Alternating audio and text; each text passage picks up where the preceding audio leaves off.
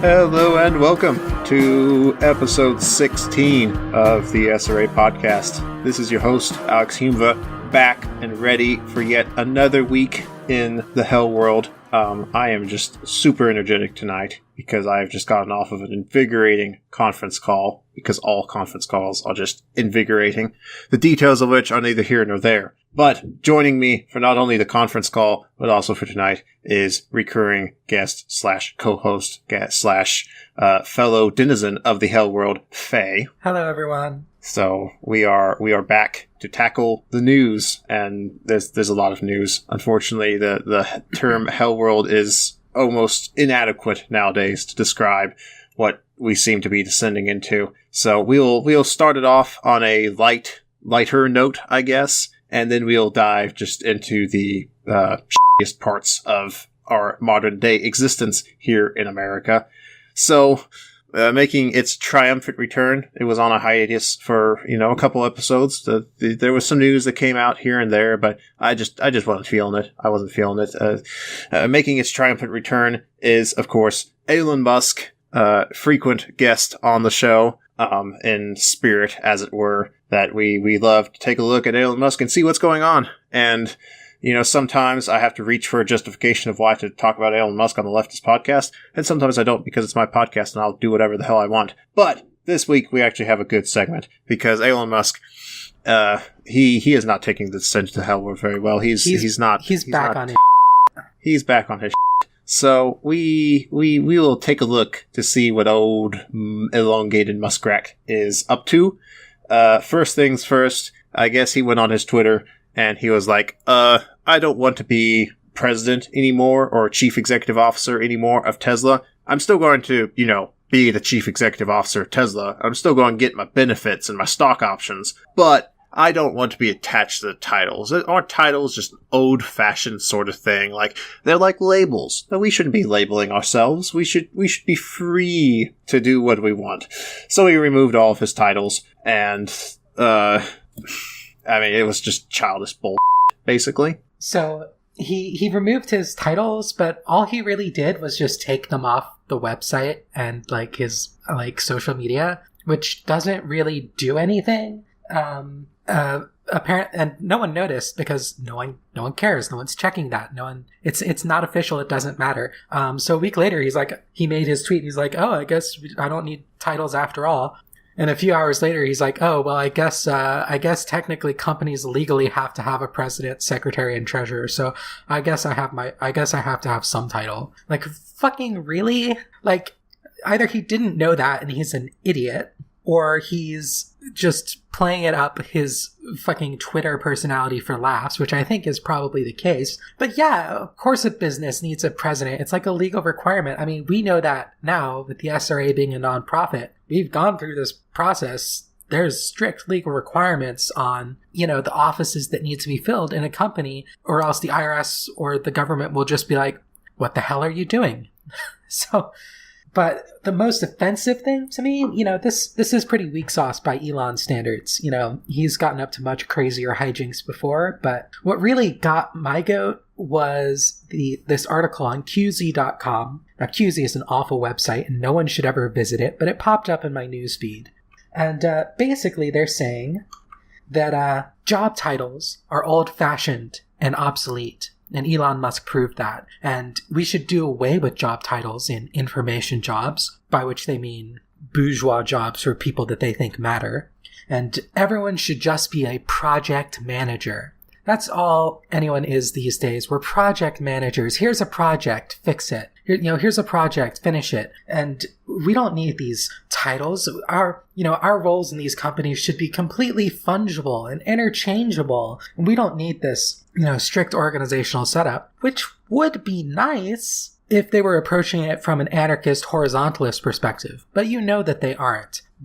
Companies in America are built along strict hierarchical lines. There are very few exceptions. Even the companies that try to claim that they're non-hierarchical, like Valve, who runs Steam, and they're keeping Half-Life 3 in that vault somewhere. They claim to have a horizontal, very flat structure to their organization, but it's bullshit. Gabe Newell is still in charge of everything. his close friends and oldest employees are still the managers that direct everyone else's activity. Getting rid of job titles, all that does is disempower the middle-class petty bourgeois workers who are underneath the real bourgeois owners of the businesses. And by removing their job titles, it allows the owners of the businesses to dictate to their servants to do whatever the boss wants of them, basically. It's basically just a way of removing yet more accountability from the people who own these businesses and removing the legal contractual basis of a job description.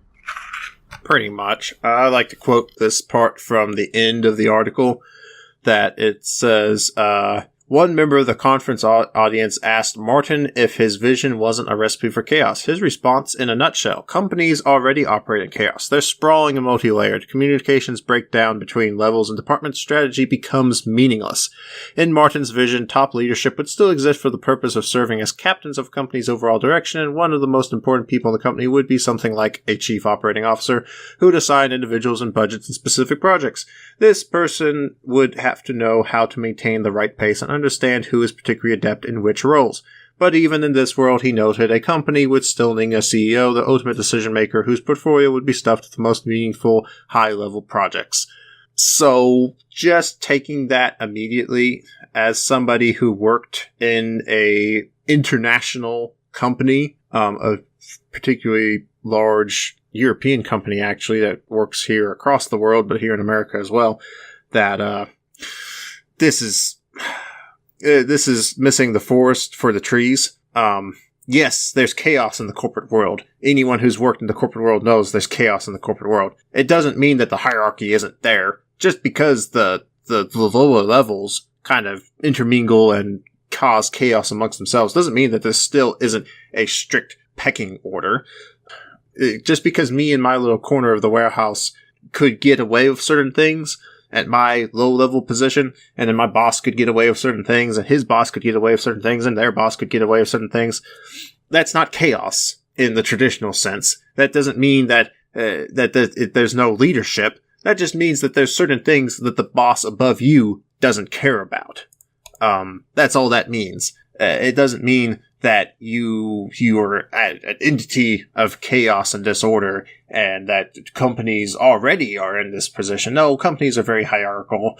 The boss can still fire the people below him, and the people above him can fire him. And I say him because, unfortunately, in the supervisory positions, it's almost always a him. This is one of those shitty parts of the world, too. I've never had a female boss. Exactly. I mean, they exist. The liberals tell me they exist, but the only places I've really had a female supervisor above me was fast food, and that is one of the exceptions, because you'll find that low-paying, traditionally non-skilled, quote-unquote, supervisory work is something that ends up being filled with women a lot more, because that's where people get funneled, because positions actually deserving of your skill level don't accept you. So now you're a supervisor at Spangles. Before we move on to address more on the topic of sexism, I just think it's worth noting that if chaos is such a big problem at large corporations, maybe they should hire Jordan Peterson to fix everything.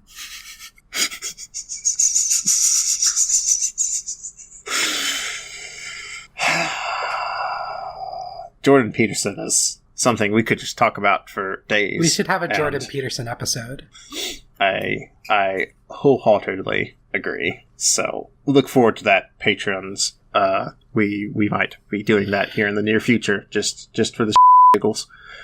But yes, unfortunately, this terrible transition of ours is transitioning into yet another topic of sexism and transphobia and general appropriation of other people's spaces and cultures that they have developed, as well as just frat boyism, as it might as well be described as.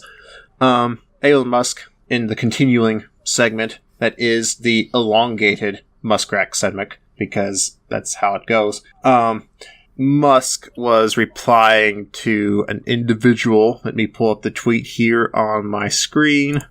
So, James Landino, I don't know who James Landino is. If people know who he is, feel free to fill me in. I'm not clicking on his profile page because I'm just too lazy right now. He atted Elon Musk and said, "Show us your Bowsette cosplay." And Elon Musk, it's just Bowsette. Damn it. Anyways, Musk said, "I'm actually a cat girl. Here's a selfie right now." And he proceeded to post a picture of a werewolf. So, fantastic, Elon. You failed on the first hurdle, but also you failed life. But then again, who am I to say he fails at life? He has $70 billion in net worth, and I have $7 in my bank account. I think obviously, as the anarchist capitalists would tell me, he knows better than me. But, I mean, I can talk about this, but I also play off of people better, and Faye's got plenty of thoughts on this, so I will let Faye begin. I'm ready to go off on this shit. Catgirls are trans culture, and Elon Musk is appropriating my culture. Alright? So, I have some shit to say about catgirls, completely aside from Elon Musk, because really, he's just, I don't know if he's on LSD or not. Azalea Banks makes shit up sometimes. But whatever it is, catgirls are a trans culture thing. If you've been on any part of the trans online community, you've probably seen it. If you go to r/trans with however many A's and N's it has, half the memes are catgirls. You go on Tumblr, there's catgirls. You go on, any trans Discord, it's full of catgirls. I want to call out a certain segment of the leftist community, and I've run into this in a few places, once in real life, a couple times on like Twitter or Discord or wherever, but there's certain tendencies who know who they are, and certain communities who know who they are, who I think have an extremely bad take on trans women and the catgirl culture phenomenon anime thing. So the take that I've heard from these so-called communists is that catgirls are an inherently sexist and misogynistic cultural icon, and that they are demeaning to women, and that trans women who partake in this culture are being extremely problematic and bad because they're being sexist towards women by using this imagery. So, but oftentimes these characters are highly sexualized. They're young, teen age, maybe girls. There's very much a sort of overlap into this sort of ecchi culture, or however you say it, which is very gross and not okay. And so because of that association, when people see folks using this imagery in really an empowering way, it comes across as very strange. It comes across as perverted. It plays into the perception of trans women as being, male sex perverts, the sort of turf view of trans women's sexuality. And so you get these very negative connotations to it. And so people are very quick to, call it problematic, very quick to call it bad. But I want to speak in defense of the trans community here and of all my trans sisters.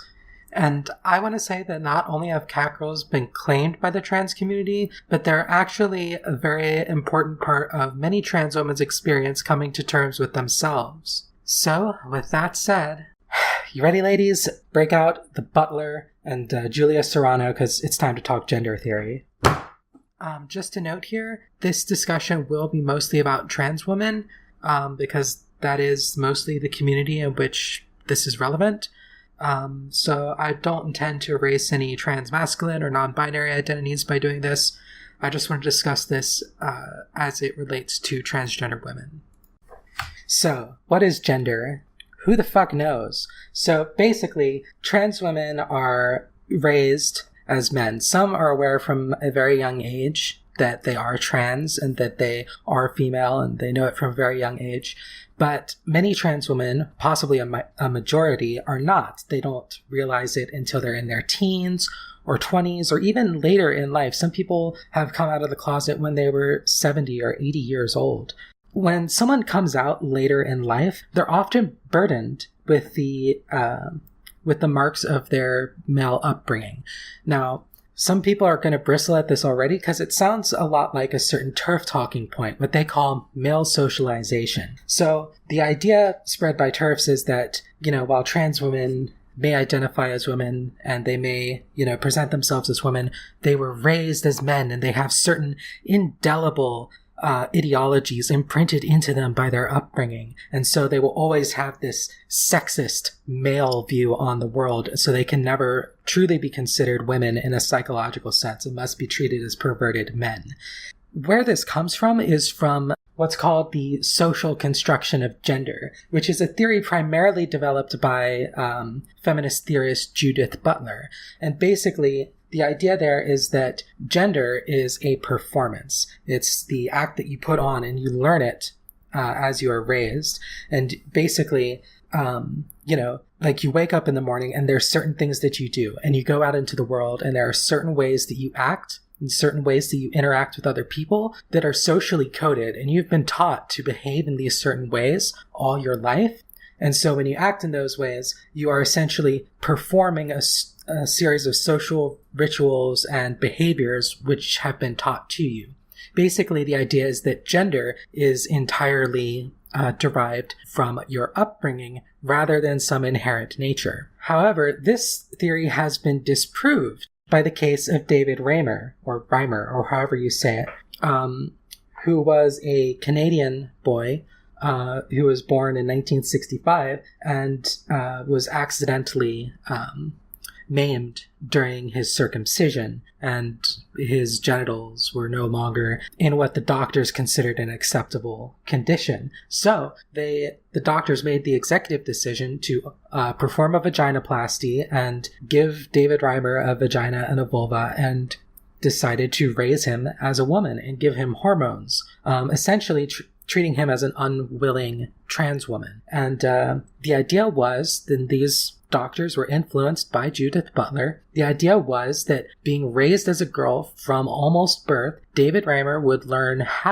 the social role of a woman, and would learn the social construction of gender, and would perform that gender and would be a woman for all intents and purposes.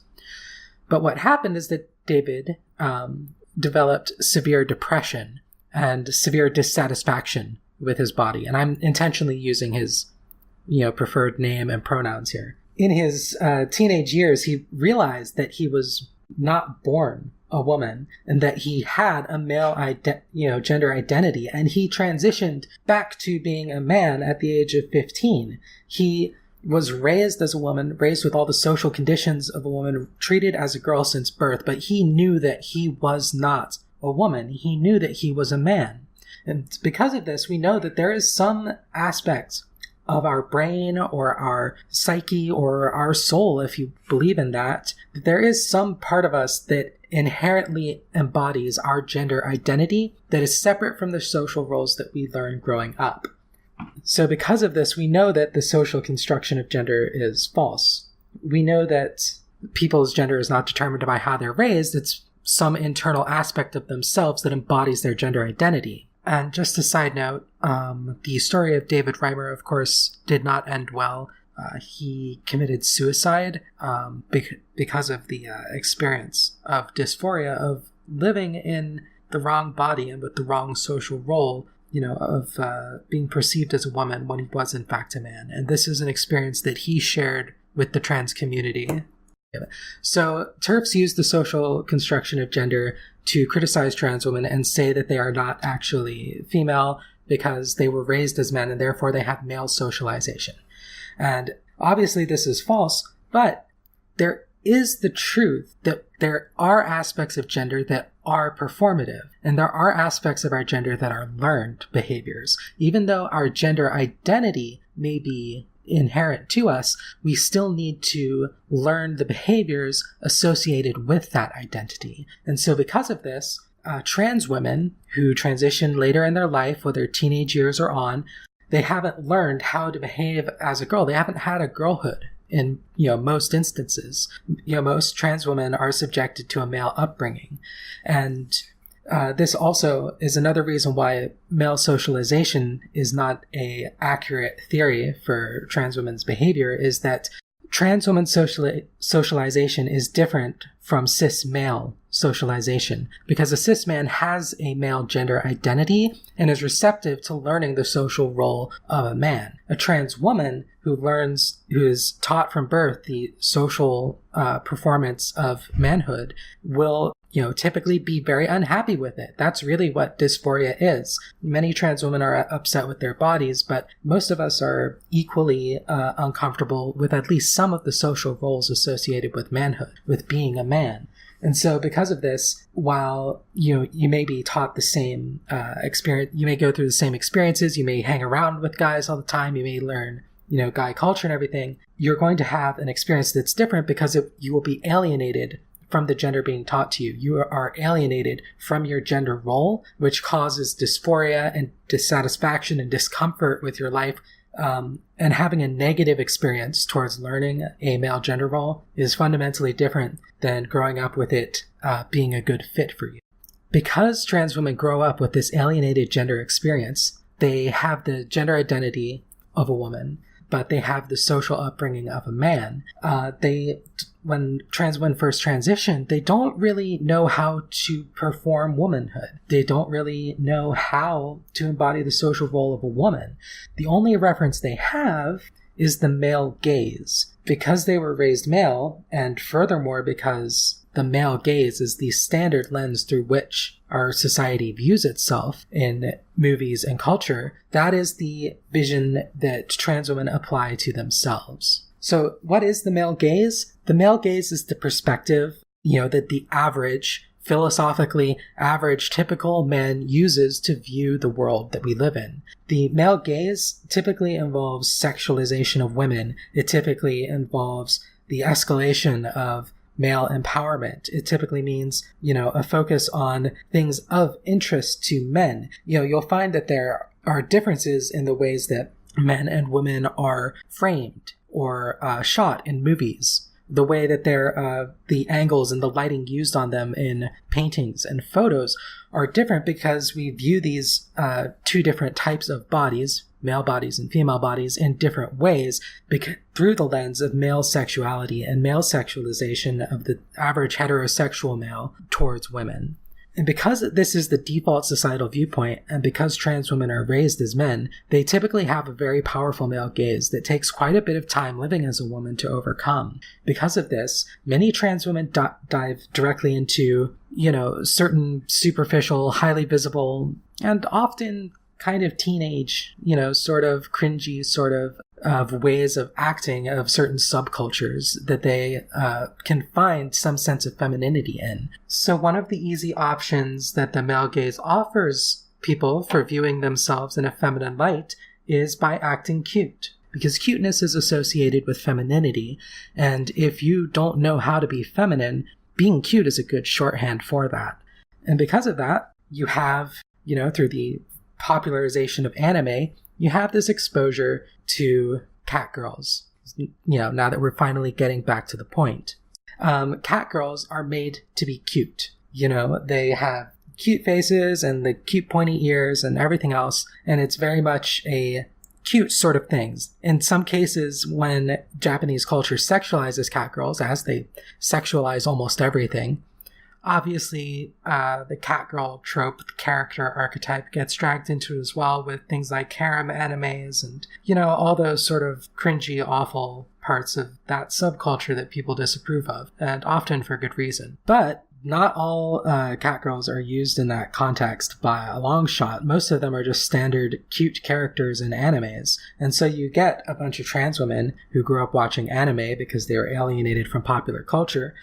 When they transition in their teens or in their 20s or whenever they do it, they look at the culture that they've grown up with, they look at what's readily available to them to seem feminine and to seem cute. And catgirls are a good place to start, I suppose, because really all you need to do is put on a pair of cat ears and meow occasionally, and you can act cute in the safety of your home, interacting with, people who you're close friends with or whatever. And you can explore the role of being feminine without having to worry about behaving like a woman is expected to in public. It's essentially training wheels for gender. And so, of course, it also lends itself well to meme making, which helps it expand to more people. It's very much a sort of cultural phenomenon that's occurred. And I really don't think that is demeaning to women in any way, because while cuteness is being used as a shorthand for femininity, and even though this is being used as a stepping stone away from the male gaze, that's still better than someone viewing themselves through the male gaze or trying to dive straight into womanhood without knowing what they're doing. Essentially, having this sort of iconography, whether it's cat girls, wolf girls, or Bowsette, or other, fictional characters that are portrayed as cute and that people may cosplay as or identify with through a meme or something. That's training wheels for gender, and I think it really helps a lot of women having the space to be able to do that. So when you get, going back to the so-called communists, when you get people who decry this sort of behavior as being sexist or being perverted or being sexually motivated, what they're doing is they're projecting the psychosexual desires and tendencies of a man onto trans women who are in the early stages of their transition from malehood to femalehood, from male gender performance to female gender performance, and they're judging them on the basis of how that looks to a man through the male gaze. They're using the male gaze to criticize the sexual connotations of a behavior being engaged in by women, and specifically by trans women. And I think it's fundamentally transmisogynistic and cis-sexist, because this sort of behavior is not judged to the same degree when performed by cis women. We're recording this on Halloween, and when I got to the office today, there were 3 girls wearing cat ears. Cis women don't get shit for putting on cat ears to be cute, and trans women do. And honestly, I don't know what could be clear evidence of a bias against trans women in that case. So cat girls for trans women are not problematic. They're maybe problematic in origin, but I think most of the criticism levied against them are assuming a male perspective for the trans woman who is performing this, when really they're in the process of learning a female gender performance to match their gender identity, which is a delicate place in the time of someone's psychological development. And being dicks to people about that is not only not cool, but potentially damaging, and could cause, long-term distrust of that person's entire sort of view on the world, So maybe that's why there aren't as many trans girl tankies around. Just a thought. And that's all I have to say on that. Yeah.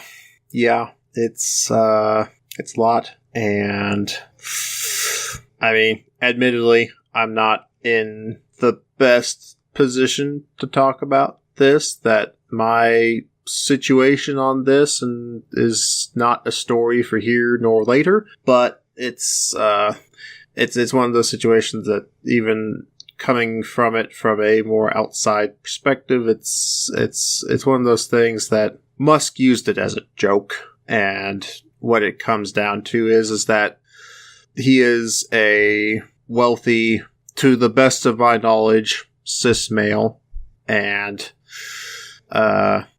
he's using it as a joke with his friends, I guess, in a very public setting at that. This isn't like behind closed doors having a secretive laugh. This is in a public setting.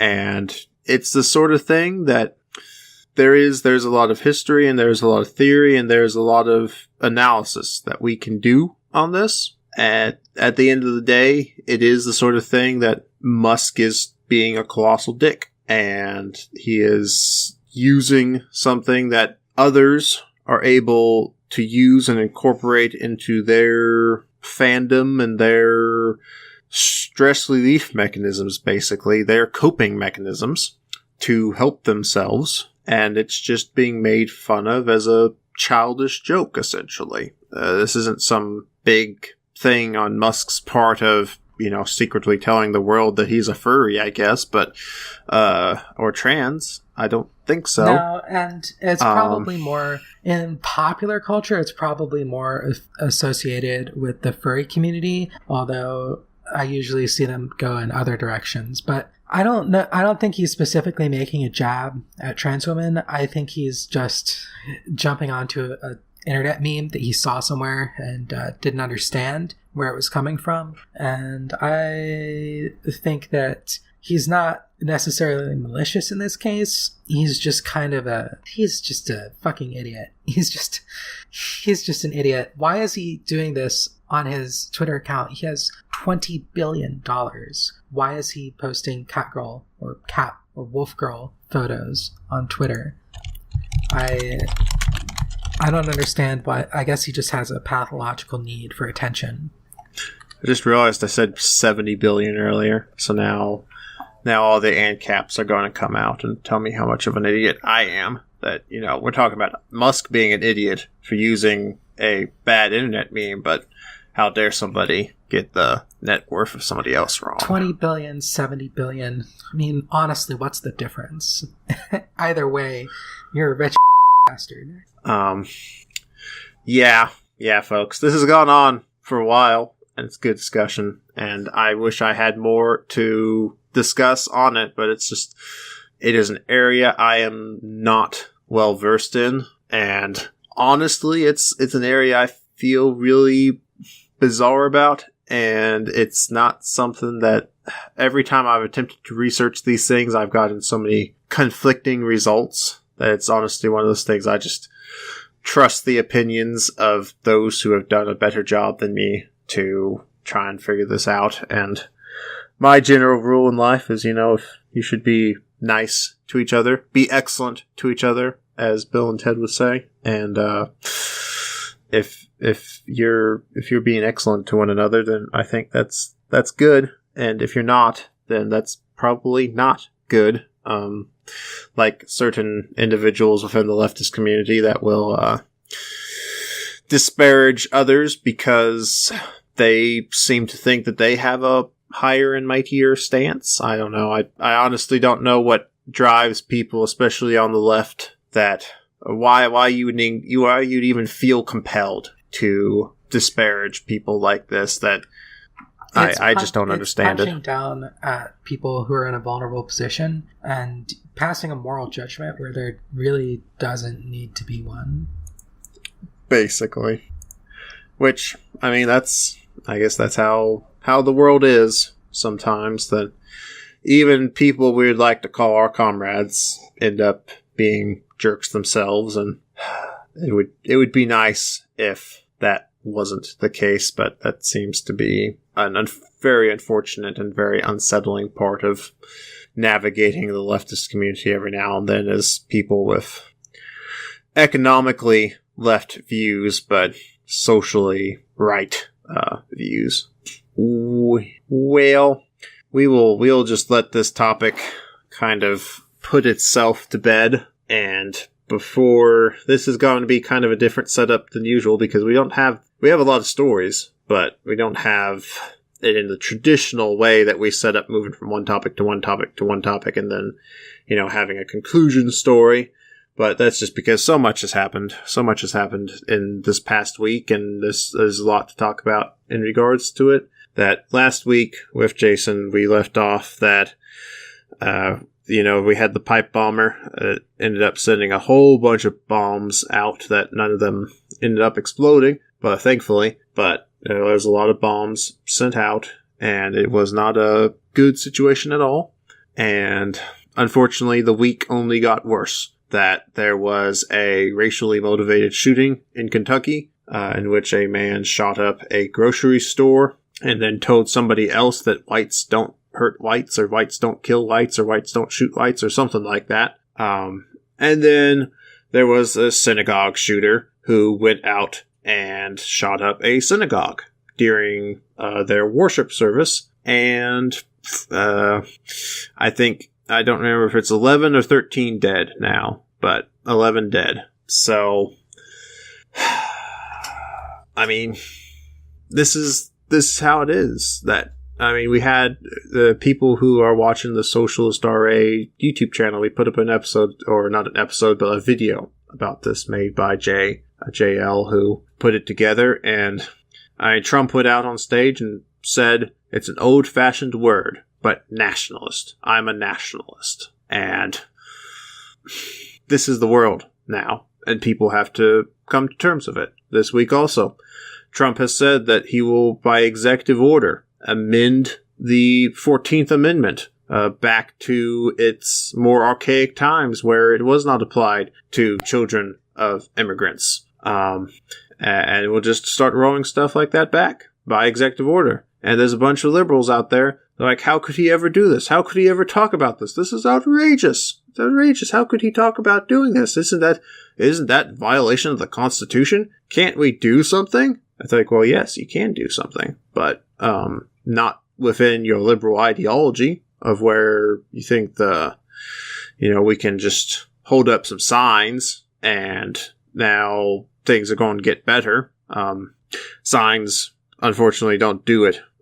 Mass movements, protests in the streets, showing that you're actually upset and agitated and not doing a quote-unquote general strike with your PTO. That's would be a good first step. But this is the problem, that we have a Democratic Party, the opposition party. You know what happened? The senior senator from Indiana, after being told that Trump, in a debate setting, I think it was actually the debate forum moderator who asked him the question, because it was real recent. It was like lining up real good with it. And he basically said, show me the legislation. I don't think he should do an executive order, but if I was shown some legislation, I could vote on it. He is a senior senator in the Democratic Party, and he's here saying that, I don't want the president to unilaterally do it, but we could look into doing it for, Congress. And this is the world. This is the world we live in. This is exactly the world we live in, that people thought that it would take years and years for us to get to this point. And no, it doesn't take years and years, because it's been boiling under the surface for decades. And now there is somebody speaking their mind. And, here in my home state of Kansas, we've got militiamen who were looking at bombing a majority immigrant apartment complex, and they blamed Trump's rhetoric for it. Worse, it was refugees.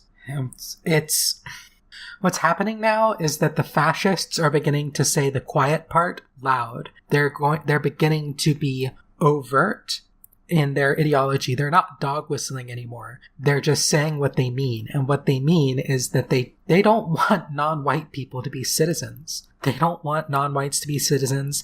They don't want trans people to exist. They don't want, to be limited by Congress. They want to be able to enact their will through the mechanisms of the state. They want to send 5,000 or 15,000, whatever it's come to, numbers to the border to point guns at asylum seekers fleeing war-torn countries that were ravaged by wars that we precipitated, that we have funded. And these refugees coming to our shore are going to be met with military force to be prevented from even seeking asylum, as is their legal right. This is something that I've been expecting for a while, but I thought it would take much longer before we got to the point of actually having almost an Israel-Palestine situation on North America, where we have people, where you have a majority white population pointing guns across a wall at a minority population. And it is frightening that we've come here so fast, and I don't think that anyone is ready. I don't think that the liberals are ready. I don't think that the left is ready. I don't think DSA is ready, or PSL.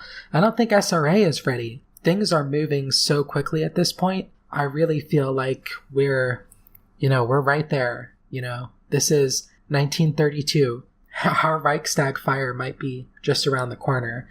And, there's a reason that we do what we do at SRA. And we encourage people to get armed, and we encourage people to teach other people how to use guns, and to encourage people to learn how to use guns.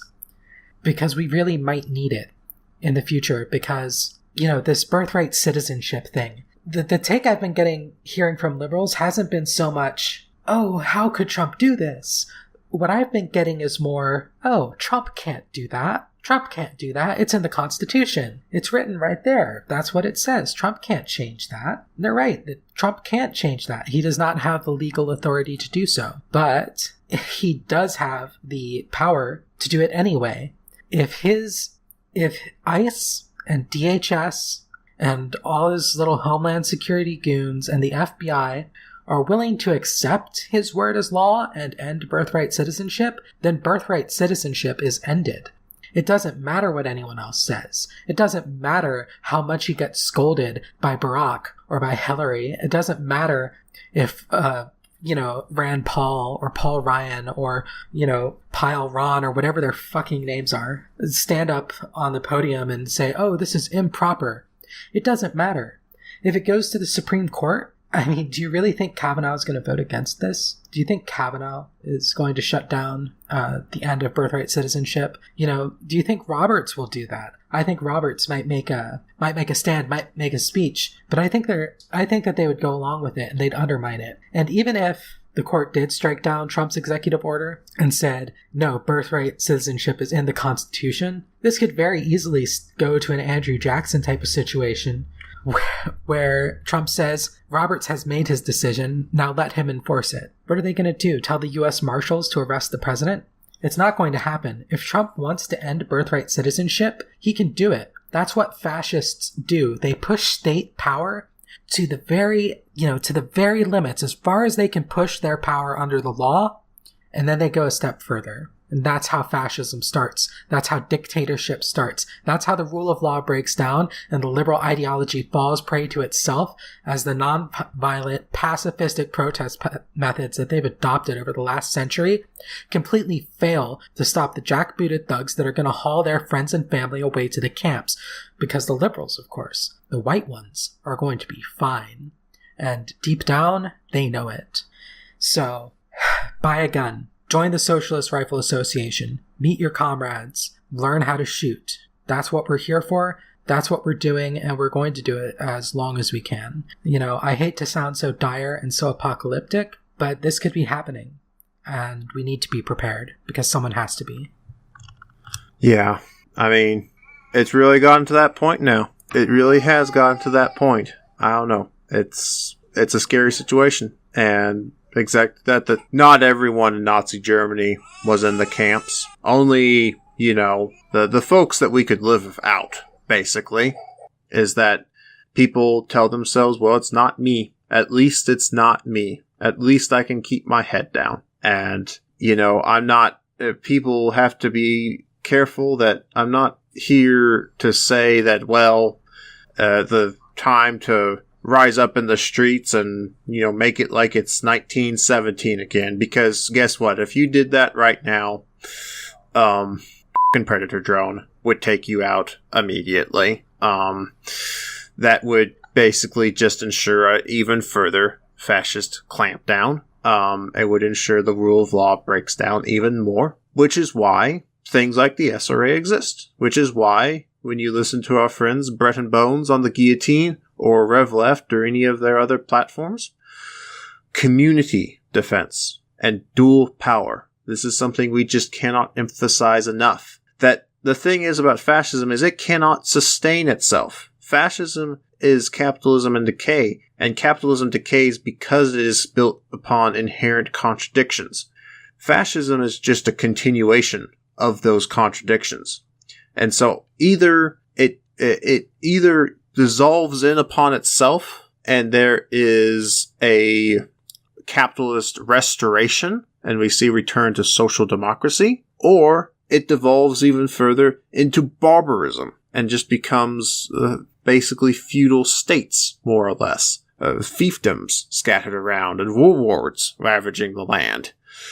But there being the thing, because fascism is built on contradictions and because fascism is not sustainable, having dual power structures in place to survive the onslaught, to keep your friends and your family and your comrades safe and cared for and protected and fed. That is what becomes important, because the thing is, it doesn't start with the camps. That's not how this starts. So we already have a lot of camps. Let's not get that wrong. How it starts is the removal of bureaucracy. And everyone thinks of the bureaucracy as the DMV, and everyone thinks of it as a very negative thing. And there is a lot to be said about the bureaucracy we find in America, and just how much we have and how inhospitable it is to getting anything done. But bureaucracy wasn't always a bad word. Back in the 1700s, it was actually a positive word, because when you lived in a monarchy, there was no bureaucracy. Your bureaucracy was, there was a king who was in a very tense relationship with his lords, and then those lords employed private militaries and tax collectors. That was the bureaucracy. It's a very simple one, and you couldn't really get things done. There wasn't somebody you could go register a complaint with to say that the canal has broke. These things are important for society to function, modern society at least.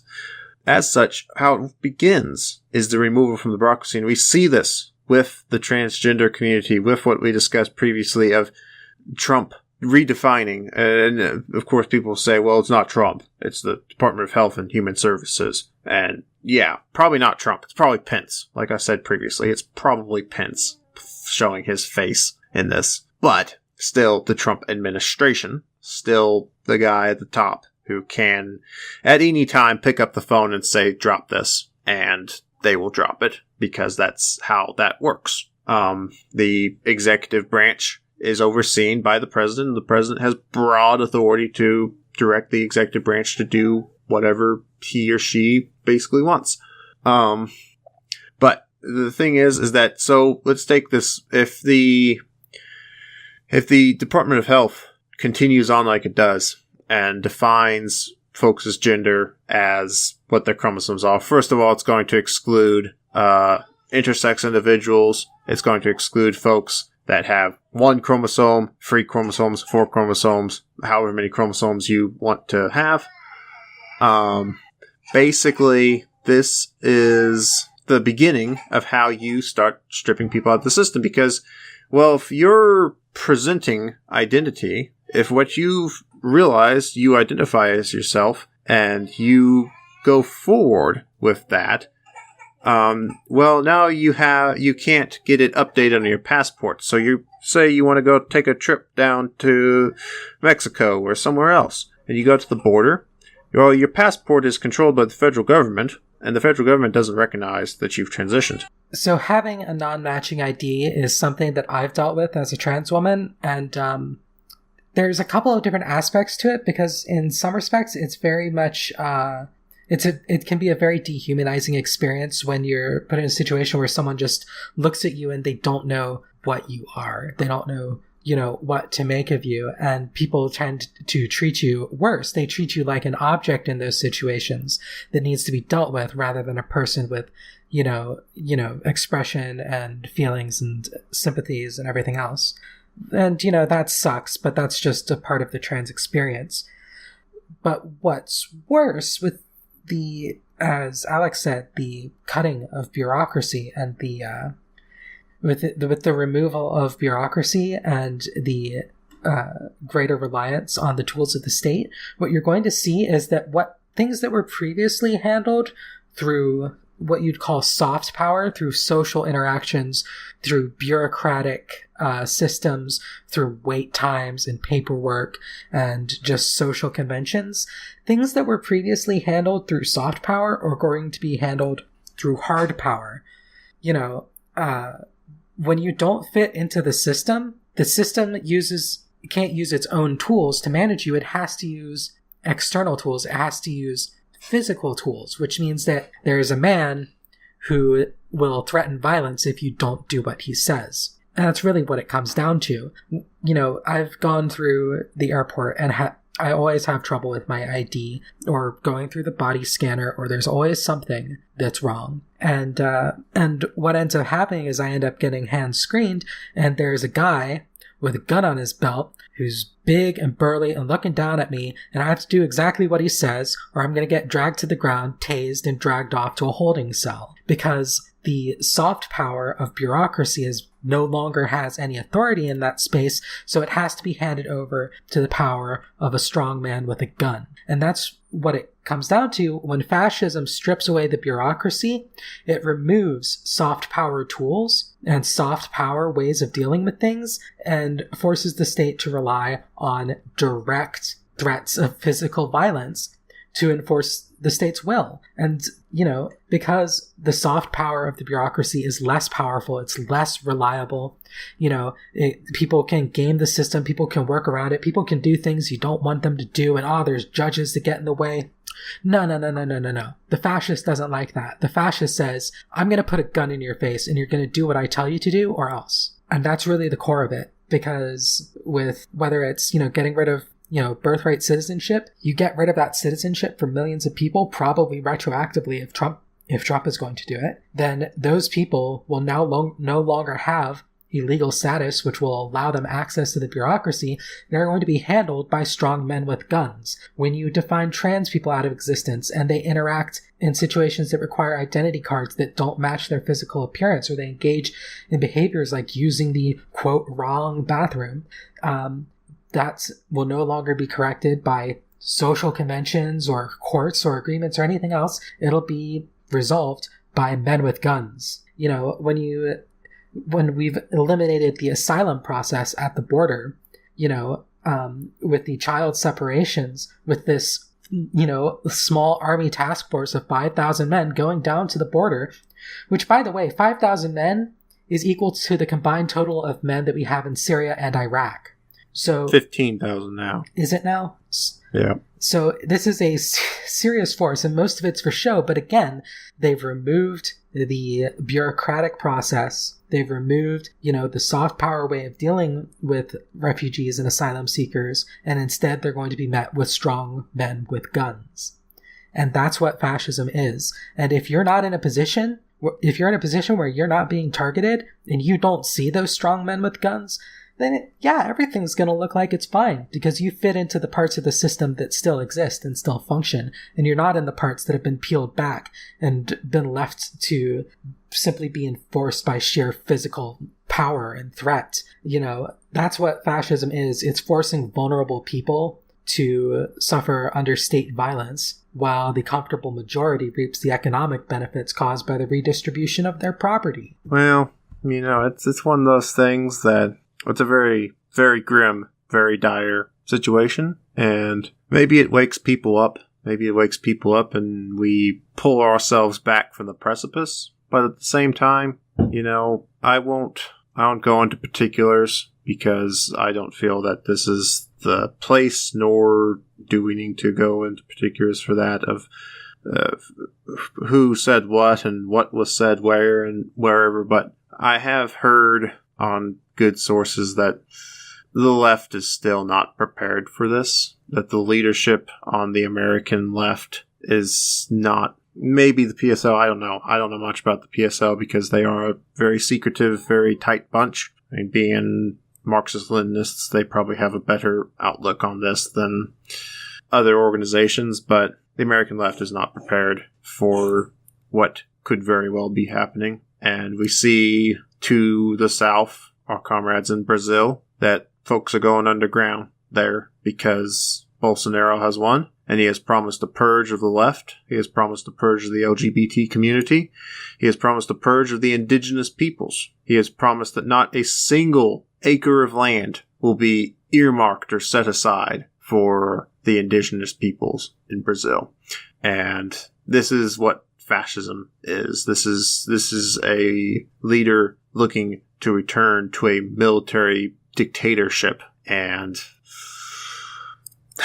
we have folks here in America who seem to think that it's all for the better and it'll all blow over, or that it's just a passing fad and that these things aren't that bad, or that the Proud Boys are just outliers, they're just extremists, or that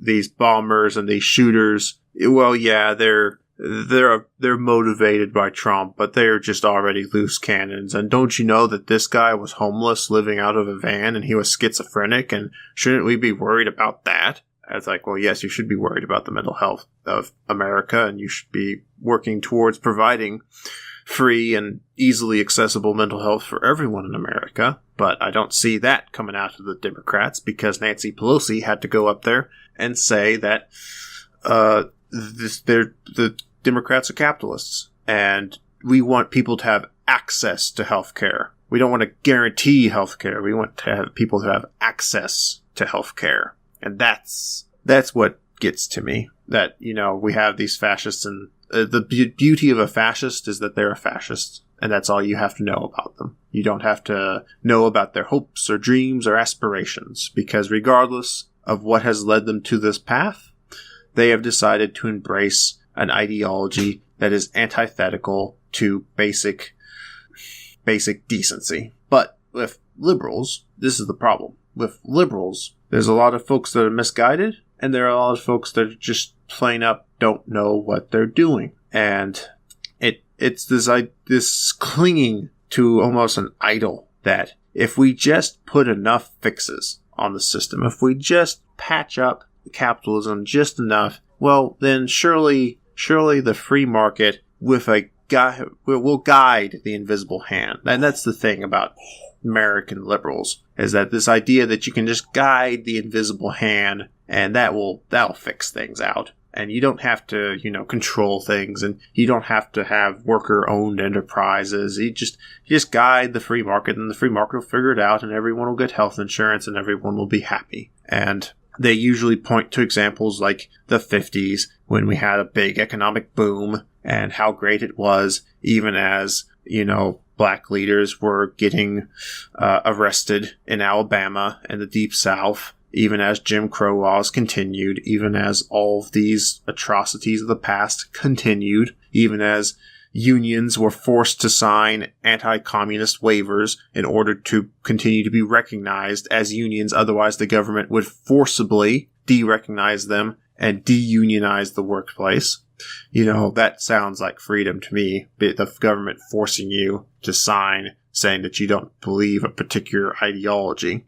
Yeah, that's real freedom-like. That's a real outgrowth of the free market. But this is the problem. You have folks like Nancy Pelosi who will ultimately preach these ideas until it becomes inconvenient. And then they will side with the fascists. Just like this senior senator from Indiana. They will talk a big talk, and then when it comes to saving their own skins, they will vote the way the fascists want them to, so that the man with the gun doesn't dare infringe on their rights. Yep. It's looking like it might be a rough one coming up, so everyone just keep your eyes open, pay attention, and have a plan, know what you're gonna do, because it might happen sooner than you think. Yeah, who knows? Who knows what will happen? I hope we don't have to see stuff like that. I hope we don't have to see the calamity that would surely ensue when the rule of law breaks down and people start to realize it. But we just have to keep an eye on each other, and we have to have the systems in place that when the state cannot help us anymore or refuses to help us, we will help ourselves. And that's how we'll have to do it. It's just how it's going to be. We keep us safe. Exactly.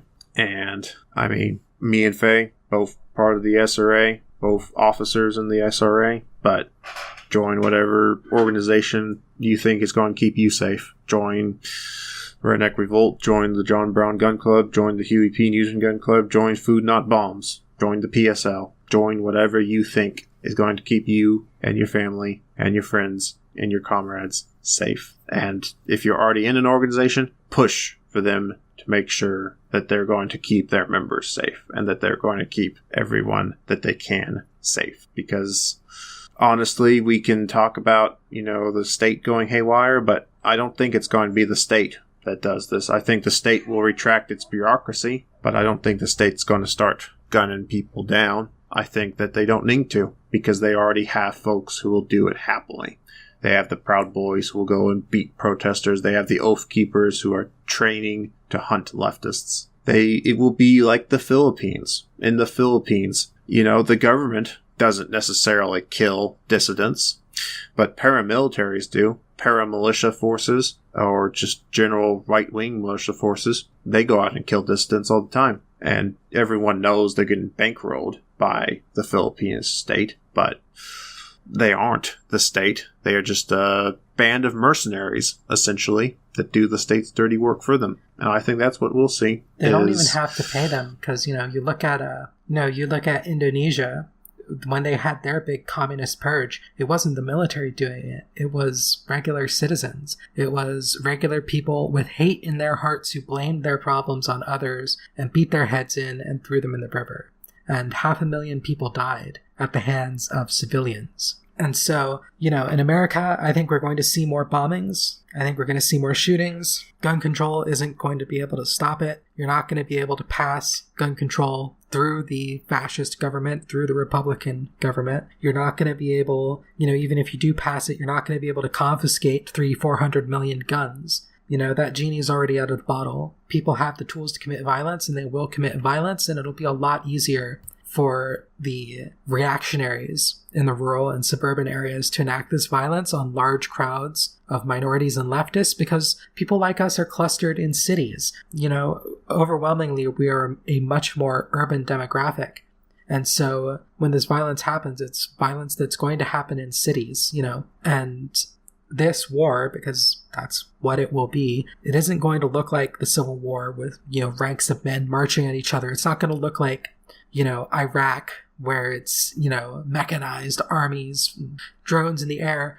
It's going to look like Syria. It's going to look like Kristallnacht. It's going to look like Indonesia. It's going to look like the Philippines. It's going to be plausible deniability. It's going to be civilian actors and paramilitary actors, and it's going to be extremely dangerous. And I don't know when it's going to happen, but I don't see a way that we're going to avoid it at this point. And so I think we can avoid it if, Yellowstone finally goes ahead and blows. Oh, that's true. Or if the aliens come down and turn everyone into dolphins, or whatever that positivist crap is about. I have not signed up for being turned into a dolphin. I'll have everyone know. So let the aliens who are listening know I do not consent. I do not consent. Can they at least turn me into a cat girl? I would suggest taking that up with them, but I mean, if you can turn people into dolphins, I'm sure they can figure that out. We'll figure it out. Worth noting, just, after this absolutely dreary, very depressing segment that it has to be said, but nonetheless, it's still not that pleasant. We can end on the bit of the more lighthearted note that, technology is an incredible thing. Sometimes it's spooky how incredible it is, especially on a spooky night such as Halloween. But I think it's worth noting that due to recent advances in prosthetics and also the ability to wire your nerves into things, it's something we used to not be able to do. But from my best understanding, we can just kind of, plug a converter chip into your nerve bundle, and it will figure things out. I have actually seen reports of mechanized cat ears and tails that people are experimenting with. Oh my god. And I suspect it will be the next best thing at cosplay conventions. So we have that to look forward to in the future. Yeah, that'll be an interesting one. I have to finally have to find time to go to a con, I guess, if they still exist. That's going to be great. The year is 2050, and we have descended into Mad Max anarchy, but we still make sure we have Dragon Con every year. Totally. I mean, it's really what binds society together at this point. Just being awful nerds. Don't tell them I said that. Your secret is safe with me. Well, listeners, let us bid you a good night, and, don't let us get you too down, because, again, a lot of shit will happen, but we've got each other. We've got each other, and we can work something out. And I don't think it's going to be tomorrow that things get really shitty, and maybe we can pull ourselves back from the precipice and figure something out. But in the meantime, I, as always, can be contacted at HumvaDev on Twitter, or user AlexHumva on Reddit. Faye can be contacted at LA Socialist, or LA_Socialist RA. Probably should set up a personal Twitter account at some point. I do, but I don't give it out. Fair enough. So, I think we'll just go ahead and call this quits. So, to the listeners, don't forget, especially when times get rough, to seize the means of production. Stay safe, everyone.